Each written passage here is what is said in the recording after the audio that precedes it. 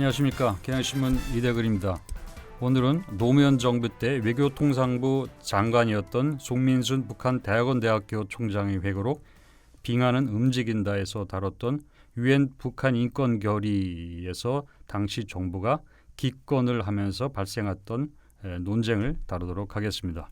먼저 당시 상황을 살펴보는 것으로 시작을 하겠습니다. 유엔 북한 인권 결의를 둘러싼 논란은 2007년 11월에 전개가 됩니다. 바로 15일부터 20일까지 무대는 청와대에서 싱가포르로까지 옮겨집니다. 송민순 장관 회고록과 관련 당사자 증언을 정리하면 이렇습니다. 2007년 11월 15일 오후 5시 청와대 서별관 회의. 이 자리에서 국가안보실장 주재로 안보정책 조정회의를 엽니다. 문재인 청와대 비서실장도 참석을 했습니다. 송 장관 외 참석자 모두 유엔 북한 인권 결의에 기권하자는 의견을 냅니다. 당시 주무장관인 송민순 장관은 찬성하자는 주장을 합니다. 다음은 송민순 장관의 회고록 내용입니다. 송 장관은 찬성과 기권 입장을 병렬해서 지난해처럼 대통령의 결심을 받자 이렇게 제안을 합니다. 그러자 문재인 실장은 왜 대통령에게 그런 부담을 주느냐면서 다수 의견대로 기권으로 합의해서 건의하자고 말합니다. 송 장관은 동의할 수 없다면서 버티자 회의는 파행이 됩니다. 이러한 상황은 대통령에게도 보고가 됩니다. 이렇게 회고록은 쓰고 있습니다. 이 회고록에 따르면 파행 사실이 대통령에게 보고된 것으로 송 장관은 이해해서 썼습니다. 그러나 다른 참석자들의 증언은 다소 다릅니다. 다수는 기권 의견이었고 송 장관은 찬성 입장이라는 사실을 그대로 보고한 것으로 증언을 하고 있습니다. 송 장관은 파행을 강조했지만 다른 참석자들은 토론 내용을 보고했고 그 때문에 사실상 결론이 난 것으로 설명을 하고 있습니다. 당시 이재종 통일부 장관은 노무현 대통령이 통일부 장관 의견을 따르는 것이 옳다. 이것으로 결론을 냅시다. 이렇게 기권하는 쪽으로 말을 했다고 증언을 하고 있습니다. 자, 다음 날인 16일 남북 정상회담 후속 조치의 하나로 남북 총리 회담이 개최됐습니다. 김영일 북한 총리가 청와대를 방문합니다. 노무현 대통령은 북한 김영일 총리와 오찬을 한 뒤 오후 대통령 주재로 안보관계 장관 5인이 참석한 가운데 유엔 북한 인권 결의 문제를 가지고 다시 토론을 합니다. 이 대목에서 송민순 장관 회고록은 이렇게 되어 있습니다. 노무현 대통령이 방금 북한 총리와 송별 오찬을 하고 올라왔는데 바로 인권 결의안에 찬성하자고 하니 그거 참 그러네. 이렇게 말을 합니다. 당시 청와대 연설 기록 비서관으로 회의에 참석했던 김경수 의원은 얼마 전에 이렇게 증언을 했습니다. 노무현 대통령께서 송 장관 말이 맞지만 이번엔 기권으로 갑시다 이렇게 말했다고 합니다. 전날 15일 다수가 기권이라는 보고를 받은 노 대통령이 공식 결정은 안 내렸다 해도 최소한 기권하기로 결심했던 것은 분명해 보입니다. 당시 남북관계가 최상이었고 남북 화해 분위기가 절정이었던 분위기가 청와대를 감싸고 그래서 영향을 미쳤을 것으로 짐작할 수 있습니다. 다시 송민순 장관 회고록을 그대로 옮기면 이렇습니다. 노 대통령은 나와 비서실장을 보면서 우리 입장을 잘 정리해보라는 말을 남기고 자리를 떴다. 뒤에 남아 격론을 했지만 결론을 낼 수 없었다. 회고록대로 공식 결론은 못 냈지만 이 시점에서는 이미 송 장관만 제외하고 대통령을 포함한 나머지는 결론을 낸 상태였다고 볼 수 있습니다. 그러나 송 장관은 공식 결론이 나지 않은 이상 찬송으로 돌려놓을 기회가 있다고 판단하고 장관직을 건 투쟁을 시작합니다. 그래서 노 대통령에게 장문의 편지를 씁니다. 찬성해야 한다고 설득하는 내용입니다. 자, 그러자 다음 날인 18일 노 대통령이 비서실장이 다시 회의를 열어 의논해 보라고 지시를 합니다. 회고록은 이 대목을 이렇게 썼습니다. 참석자가 이구동성으로 이미 결정된 사항을 자꾸 문제 삼느냐고 송 장관에게 불만을 터뜨렸다. 내가 장관 자리에 있는 한 기권할 수 없다고 했다. 국정원장이 남북 채널을 통해 북한 의견을 직접 확인해 보자고 했다. 모두 찬성했다. 나는 그걸 대놓고 물어보면 어떡하나. 나올 대답은 뻔한데 이렇게 말했다. 결국 결론은 이미 내려졌고 반발하는 송 장관을 설득하는 일만 남은 셈이 된 것입니다. 북한의 의견을 물어보나 마나라는 것은 송 장관이나 나머지 사람들 모두 알고 있는 일이었습니다. 다시 20일 싱가포르 대통령 숙소입니다. 백종천 안보실장이 대통령 앞에서 북한 입장이 담긴 쪽지를 읽어보라고 송 장관에게 건넵니다. 회고록에 따르면 그 내용은 이렇습니다. 역사적 순회회담을 한 후에 반공화국 세력의 인권 결의안에 찬성하는 것은 정당화될 수 없다. 이런 상황에 대해서 송 장관이 반발합니다. 이렇게 나올 줄 모르고 물어봤느냐. 이에 대해서 노 대통령은 북한한테 물어볼 것도 없이 찬성 투표하고 송 장관한테는 바로 사표를 받을까 하는 생각도 얼핏 해봤는데 이렇게 말을 했다고 합니다. 이에 송 장관은 그렇게 하는 게 좋겠다고 답변을 합니다. 그러나 노 대통령이 말합니다. 이렇게 물어까지 봤으니 그냥 기권으로 갑시다. 묻지는 말았어야 했는데 송 장관 그렇다고 사표 낼 생각은 하지 마세요. 그리고 다음 날 청와대는 대변인을 통해서 기권으로 결정했다고 발표를 합니다.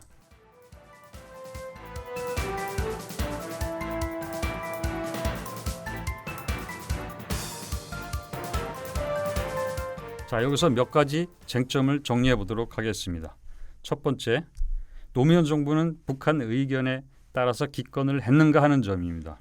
세 가지 견해가 있습니다. 첫째는 북한에 문의한 후 기권했다. 두 번째는 기권하기로 한 후 북측에 단순 통보했다.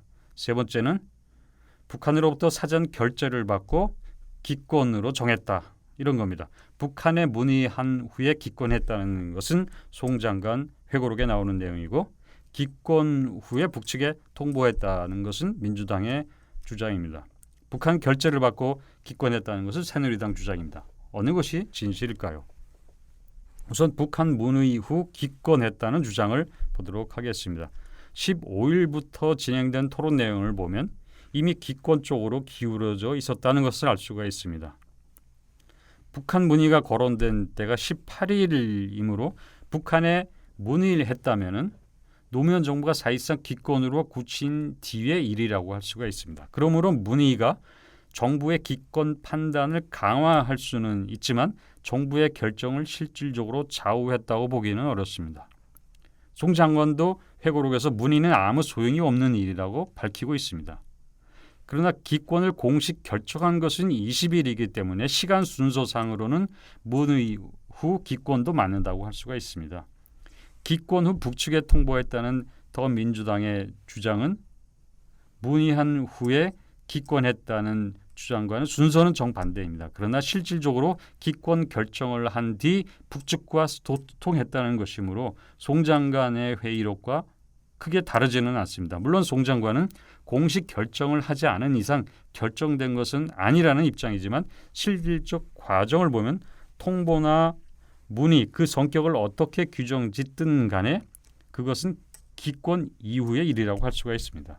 이런 흐름을 고려할 때 북한의 사전 결재를 받고 기권했다는 새누리당의 주장은 타당하지가 않습니다. 이 주장은 북한이 기권하라고 남측에 지침을 내렸고 남측은 이 지침을 무조건 따랐다는 것인데 사실과 부합하지 않습니다. 회고록을 봐도 북한의 의견이 남측 결정을 좌우한 것으로 되어 있지 않습니다. 물어보나마나 결과가 뻔한 사항을 왜 북한에 물어보고 하는 그런 절차를 거치느냐 그 자체 절차를 지적하고 있을 뿐입니다. 18일 시점에 다른 참석자들은 이미 결정난 사안이라고 못을 받고 있다는 점도 송 장관이 인정하고 있습니다. 그러므로 북한이 기권을 종용하고 나서 남측이 이걸 그대로 따랐다는 것은 왜곡입니다.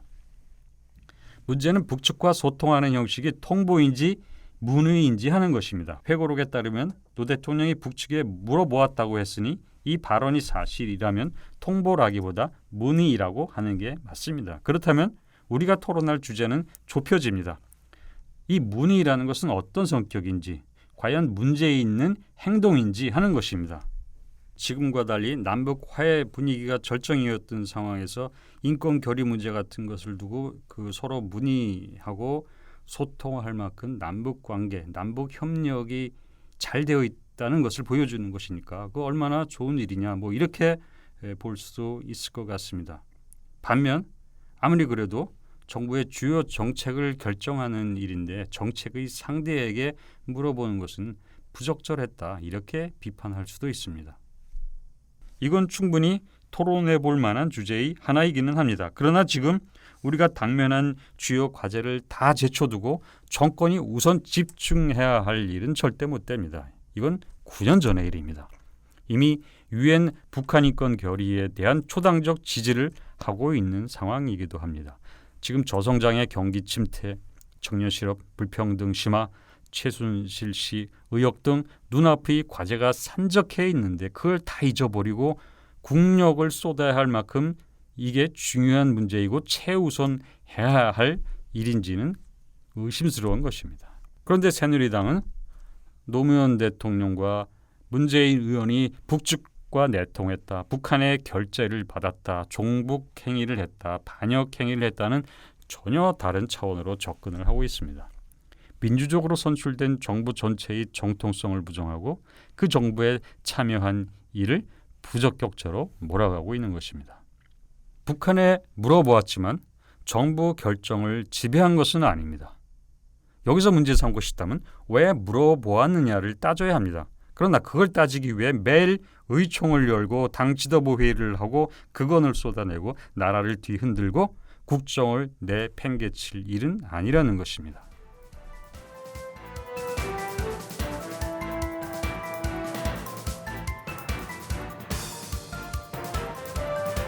세 번째 쟁점은 유엔 북한 인권 결의에 기권한 것은 바람직했는가 하는 점입니다. 북한 인권 결의에 대해 당시 정부가 기권한 것에 대해서는 여론이 대체로 부정적이었습니다. 한겨레 신문도 비판하는 사설을 게재했습니다. 이렇게 이 주제는 얼마든지 창반 양론으로 나뉘어서 토론해 볼 만한 가치가 있습니다.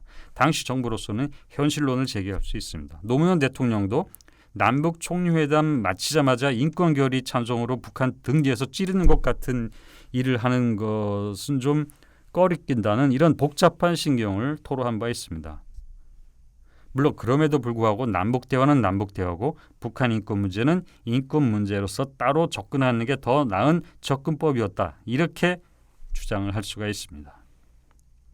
그런데 문제는 현재 이런 논쟁에 아무 관심도 없고 오직 문재인이 북한에서 결재를 받아왔느냐 이런 쪽으로만 쏠리고 있는 것입니다. 네 번째 쟁점은 남북 정상회담을 미국에 사전 통보하지 않아도 괜찮은 것인가 하는 겁니다.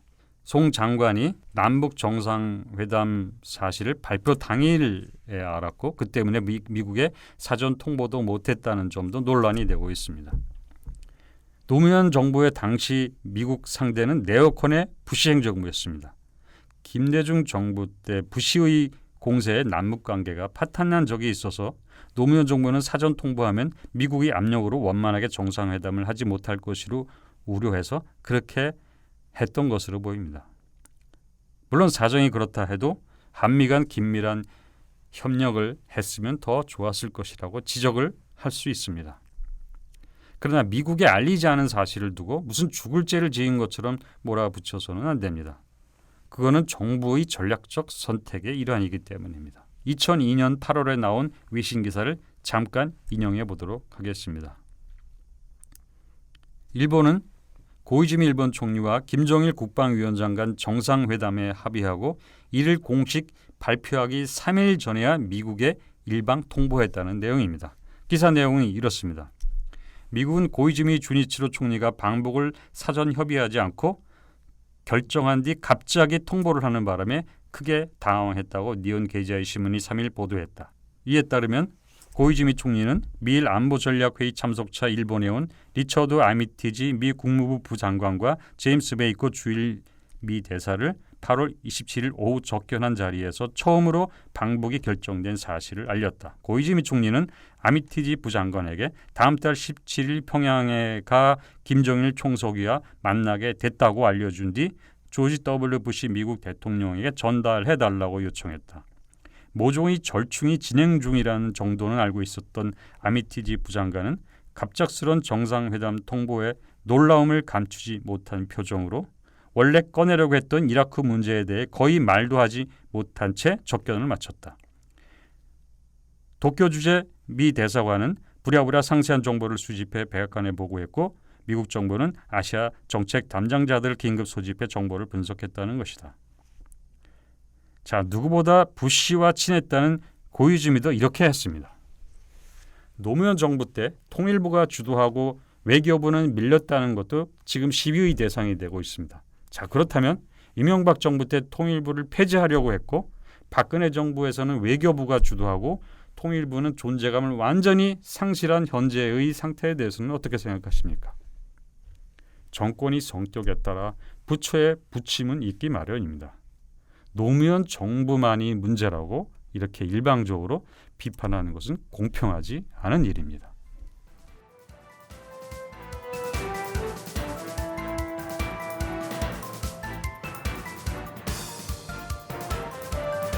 박근혜 정권은 남의 당인 야당의 이 과거사에 왜 이렇게 집착하고 있는 것일까요?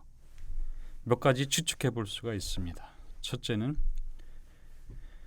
새누리당은 현상 유지가 아닌 현상 타파가 필요했던 것이 아닐까 하는 것입니다. 새누리당은 요즘 마치 야당 같은 행동을 계속하고 있습니다. 보통 집권 세력은 기득권 세력이기도 하기 때문에 현상 유지 경향이 있습니다. 반면 권력을 잃은 야당은 현상을 변경하려고 하는 경향이 있습니다. 현상 변경을 하려는 야당은 고발하고 저항하고 비판하기 마련인데 지금 여당이 이런 야당 역할을 대신하고 있습니다. 현 집권 세력은 10년 가까이 집권했으니 현 체제는 자신들이 만든 체제입니다. 그런데도 자기 체제에 뭐가 그리 불만이지 툭하면 단식하며 목숨을 건다느니 국기가 문란해졌다느니 하며 나라가 금방 무너질 것처럼 주장을 하고 있습니다. 거의 10년 전 자신들이 야당일 때의 일이 집권 세력이 된 지금 최대 국가 현안인 양 주장하고 있습니다.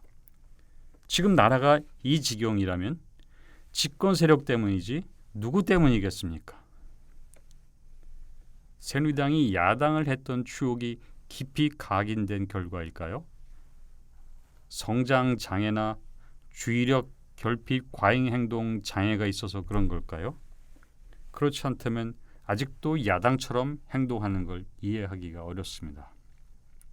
아마도 국정마비, 국정난맥상에 대해 책임지고 싶지 않은 마음이 그런 행동으로 나타난 것일지 모릅니다. 상상임심처럼 자신이 야당한다는 기분으로 집권하기 때문에 그런 것일 수도 있습니다. 이것처럼 좋은 일은 없을 것입니다. 기득권은 기득권대로 누리면서 책임은 회피하고 현 난맥상을 두고 남을 공격하며 지내는 것처럼 좋은 일은 없을 것이기 때문입니다. 이렇게 한 세월을 보내는 것은 바로 집권 세력이 만들어 놓은 세상이 자신들이 보기에도 만족스럽지 않다는 뜻이기도 한 것입니다. 그래서 현상 변경, 즉 현실에서 벗어나고 싶었던 것입니다. 그런 심정이라면 정말 누구나 이해해 줄 만한 것 아닌가요? 국정 동력이 소진됐기 때문에 아무나 갖다 뗄감으로 쓰려는 것이다. 이런 설명도 가능할 것 같습니다. 현실은 무너지고 미래는 깜깜합니다. 이제 매달릴 때는 과거밖에 없습니다. 과거야말로 보물창고입니다. 그런데 과거를 소환한다는 게 자신들의 영광의 시절을 되살리자는 차원에서가 아니라 정적의 흠집이라고 믿는 것을 파헤치기 위해서입니다. 지난 대선 때 그리고 집권 1년 정도의 세월 동안 사람을 정신없게 흔들어 놓아서 박근혜 정권이 무엇을 했는지 생각할 겨를이 없게 만들므로써 성공했던 사례가 하나 있습니다. 바로 노무현 대통령이 김정일 북한 국방위원장과 정상회담할 때 북방 한계선을 포기하는 발언을 했다는 흑색 선전이 그것입니다. 국정 동력이 바닥난 지금 찬밥 더운 밥 가릴 때가 아닙니다. 새누리당 정권이 가장 잘 할 수 있는 게 과거로 돌아가 땅을 파헤치는 것이니까 닥친 대로 후벼 파서 크게 덧나게 하자고 결심을 했던 것 같습니다. 박근혜 정권이 이렇게 과거, 그것도 야당의 과거에 집착하는 다른 이유는 북한 없이는 아무것도 할 수 없는 정권이라서 그런 것인지 모릅니다. 국정에 실패한 박근혜 정권이 믿을 것은 역시 북한뿐이라는 사실을 절감했을 것입니다. 이미 효험을 본 적이 있습니다. 노무현 대통령이 북방 한계선 포기했다. 남북 정상회담 회의록이 사초인데 이 사초가 사라졌다고 시민을 현혹시켰지만 결국 사초는 사라지지도 않았고 북방 한계선도 아무 변화 없이 그대로 있다는 것이 확인이 됐습니다. 달라진 것은 아무것도 없었습니다. 국가적 과제에 집중해야 할 집권 세력이 유령 쫓기로 세월을 다 보내고 나서도 공식 사과 없이 다시 이번에 북한 문제를 또 끄집어낸 것입니다. 이런 일이 반복이 되니 남북 대화와 협력은 나쁜 일인 것 같은 인상을 주게 되고 북한과의 대화 부재 남북 대결은 좋은 현상인 것처럼 변질이 되고 있습니다. 보수 정권은 한마디로 북한 없이는 경쟁력이 없습니다. 북한 없이는 우위를 점할 수도 없는 자신감이 없는 세력입니다. 그런 세력이 지금처럼 정권 위기에 처해 방어벽이 아쉬울 때, 도움이 절실할 때 북한에 의존하는 것은 당연합니다. 게다가 지지율은 바닥입니다. 국정 성과로 지지율을 회복시킬 의지나 능력은 없습니다. 그래도 뭔가 해봐야 한다고 절박했던 순간에 송민순 회고록이라는 행운이 굴러들어온 것입니다. 네, 역시 북한 문제입니다. 여기에 불을 지피면 불이 붙을 것이라고 믿었을 것입니다. 특히 나이 60대 이상은 북한 문제에 관심이 많고 북한에 대한 적대감이 큽니다. 이들을 재결집시켜야 한다고 판단했을지 모르겠습니다.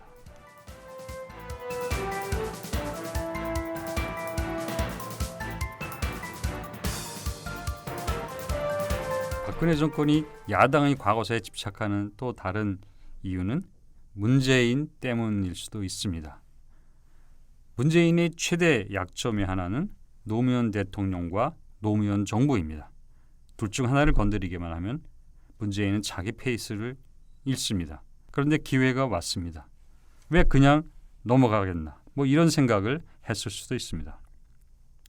그러나 문재인이 회고록의 주인공이 아닙니다. 주인공이라면 노무현 대통령과 송민순 장관이고 남북관계, 한미관계입니다. 대북정책, 외교정책을 어떻게 조율하고 일관성을 유지할까 하는 고민을 담고 있는 게 회고록입니다. 거기에서 문재인의 약점을 캐낼 수는 있겠지만 선우와 경중을 가려서 접근할 줄 알아야 합니다. 새누리당이 회고록으로 문재인을 또 공격하는 것은 문재인과 더불어민주당의 취약점을 잘 알고 있기 때문입니다.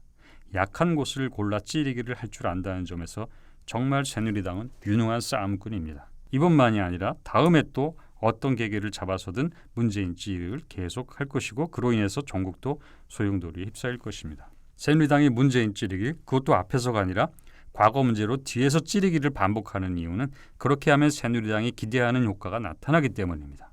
이건 문재인이 새누리당이 예측하는 대로 반응한다는 뜻이기도 합니다. 한마디로 문재인이 과거에 대해 변호하고 지키는 쪽을 선택함으로써 좋은 표적으로 계속 남아있기 때문입니다. 문재인은 도무지 노무현으로부터 자유로워지기를 원치 않습니다. 어느 정권이나 공과가 있습니다. 과에 대한 책임을 인정하고 그걸 넘어섬으로써 표적에서 벗어나야 하지만 문재인은 그 모든 화살을 온몸으로 맞겠다는 각오로 서 있습니다. 그래서 항상 과거 문제만 나오면 문재인은 주인공으로 등장을 합니다. 이제 그 역할을 그만두어야 합니다. 이젠 노무현 정부의 시비에 자신이 묶이지 않도록 해야 합니다. 문재인 하면 과거 어느 정부가 떠오르게 하려는 새누리당의 음모를 깨려면 스스로 족쇄를 풀고 미래로 가야 합니다. 거기서 새누리당은 머리 잘린 삼손의 처지가 될 것입니다. 문재인은 왜 불리한 곳에서 싸우려 합니까? 왜 유리한 위치를 선점하지 않습니까?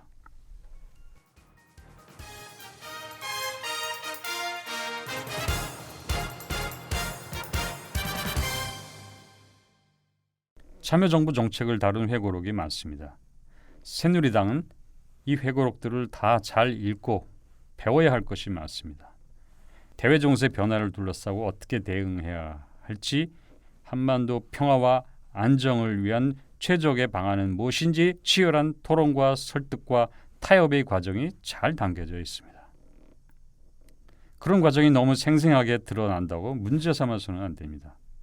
그런 과정이 없는 박근혜 정부가 더 문제인 것입니다. 지금 10년 보수 체제입니다. 지난 노무현 정부 평가는 어느 정도 이루어졌습니다. 이제는 보수 정권이 평가받을 차례입니다. 그게 공정한 일입니다. 자꾸 이전 과거를 끄집어내려고 하면 안 됩니다.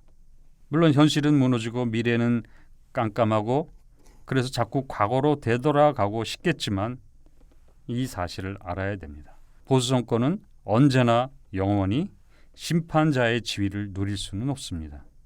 이대근이었습니다.